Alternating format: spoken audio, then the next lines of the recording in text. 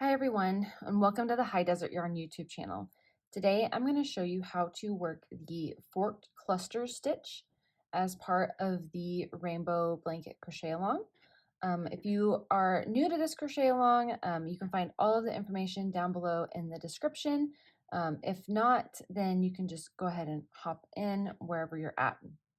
So this section is comprised of the forked cluster stitch as well as some half double crochet and then crocheting into the third loop of half double crochets. So we're going to be starting on row 3 of the pattern. But if you don't have the pattern in front of you and you just want to learn how to do the forked cluster stitch, I created a chain of 13, and then in the second chain from the hook I placed a half double crochet and then did half double crochet for my first row and second row. So you should have 12 stitches if you're going to be working up your swatch. So after the second row, go ahead and turn your work and create a chain 3. Now this chain does not count as a stitch for this swatch or for the pattern. And then we're going to be working on a row of forked clusters. So to work that stitch, we're going to be pulling up loops in both this stitch and this stitch, and then working through the process of pulling through 3 loops at a time. So you're going to start by yarning over, insert your hook into the first stitch, yarn over, and pull up a loop. You'll have 3 loops on your hook. Then you're going to yarn over again, insert your hook into the second stitch, yarn over, and pull up another loop, and you'll have 5 loops on your hook. Then you're going to yarn over and pull through 3 loops, just the first 3 loops, and you should have 3 loops remaining. So then yarn over and pull through the last 3 loops. So that is your first forked clusters stitch. So to do the second one, we're going to be doing the exact same process, but we're going to be starting by inserting our hook into the last stitch of the second leg.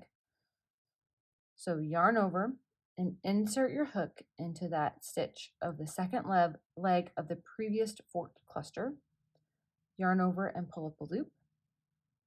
Yarn over and insert your hook into the next stitch.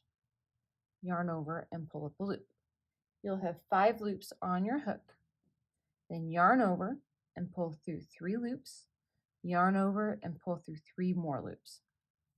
And there's your second forked cluster. So I'm going to continue out this row so you can see what it looks like.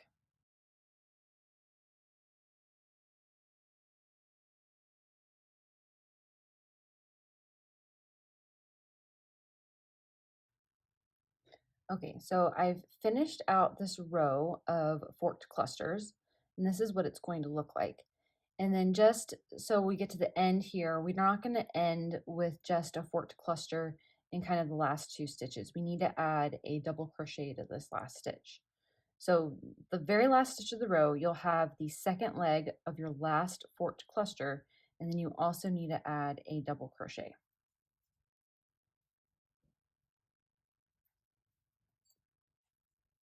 So that will keep your stitch count nice and even. So moving on with the rest of this section's pattern, we're going to chain 1 and turn, and then we're going to place a half double crochet in each stitch across.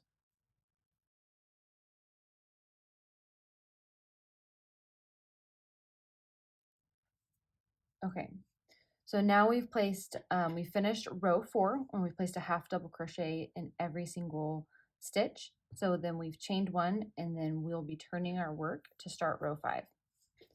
So row 5, we're going to do the bulk of the stitches working in the third loop, which is this loop right here of a stitch. However, we're going to be placing a half double crochet in the first stitch and the last stitch. I like placing half double crochets, kind of bookending them, just regular half double crochets between a third loop row, or bookend on a third loop row, just so that your edges of the work will stay more straight as you continue to work. So for the half double crochet in the third loop, if you notice, we've got 2 loops at the top and usually we crochet under these 2 loops. And if we turn our work, we notice that there is now a 3rd loop in the back for those half double crochets. So we're going to yarn over and we're going to just insert under the 3rd loop. I have not inserted under the top 2 loops of the stitch as it is. So yarn over to pull up a loop, then yarn over to pull through all 3 loops. And so you'll be working those loops will kind of push forward as you work in that 3rd loop. So continue that process to the end and place your very last stitch into just the regular top 2 loops and the last stitch.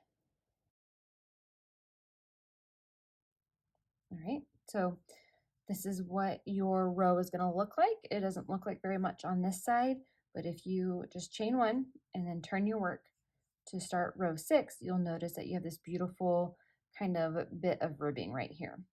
So row 6 is the exact same as row 5, and I designed it this way so that we would have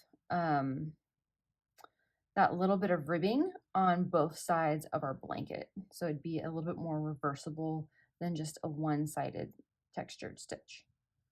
So I placed a half double crochet in that first stitch, and now I'm placing half double crochets in each stitch, but in the 3rd loop of those stitches.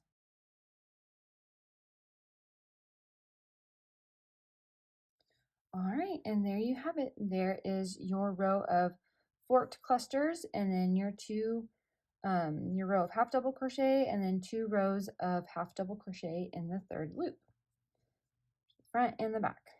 And you will just repeat rows 3 through 6 for this section in the blanket.